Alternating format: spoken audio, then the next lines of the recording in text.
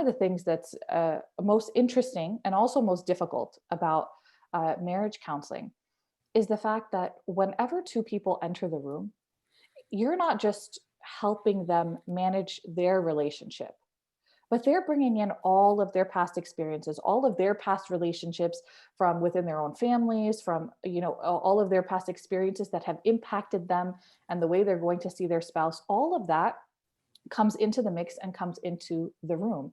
And that comes up in every single conflict between spouses too, right? Everybody has a different history. They came from different homes. They came from different experiences. And so the stories that come up during conflict and during difficult circumstances are going to be different from one another. And so all of that comes up in communication, right? And so, some of the ways to deal with that, this is advice from John and Julie Gottman, who are very, very well known in the field of marriage counseling and marriage research, is, there's an acronym for it, which is ATTUNE, ATTUNE.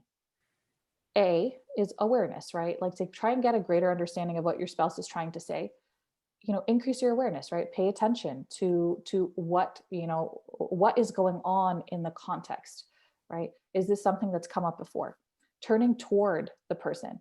So don't ignore it, right? If your spouse is upset, turn physically, right?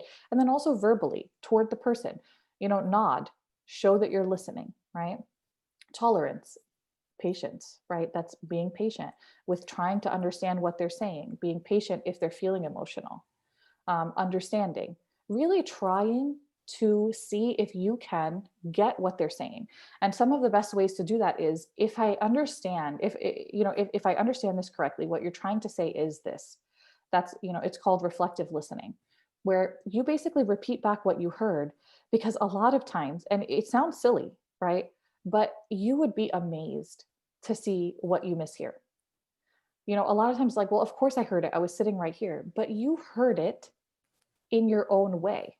It's very different than hearing it in the way that it was intended. And so making sure that you have a full understanding of what your spouse is intending to say is really important.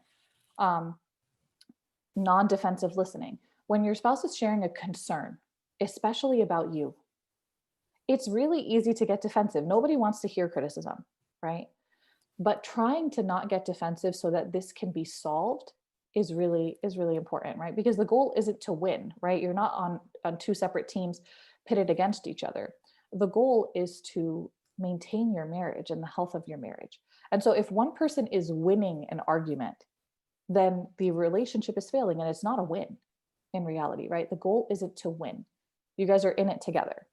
And then the final one is empathy. That's very, very powerful, right? Because if somebody's sharing a concern and then you immediately come in with, but really it's not a big deal. Like, I don't understand why the dishes in the sink are a big deal. The socks on the floor are a big deal. What's so hard about just putting it in the dishwasher or putting it in the hamper? Like, it's not a big deal. That is one sure way to amplify the conflict, right? But if you say something like, okay, well, I can understand that it kind of makes you feel like you're alone in doing everything in the house if you find that, I can't even put my socks in the hamper. And so, I get why that's a big deal for you. That empathy is going to immediately start to tone down the conflict and prevent it from becoming a really overblown argument. Right. And so this all helps to get a greater understanding of what your spouse is going through.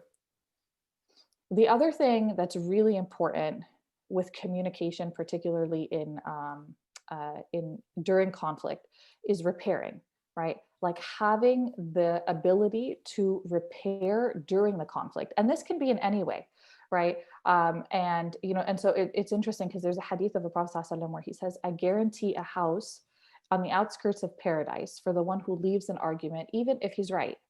And repairing is a way to do that, right? You're taking a step out of the conflict of the argument. And you're saying things like, okay, I think your concerns make sense.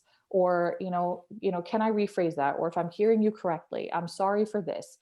So you're trying to repair things.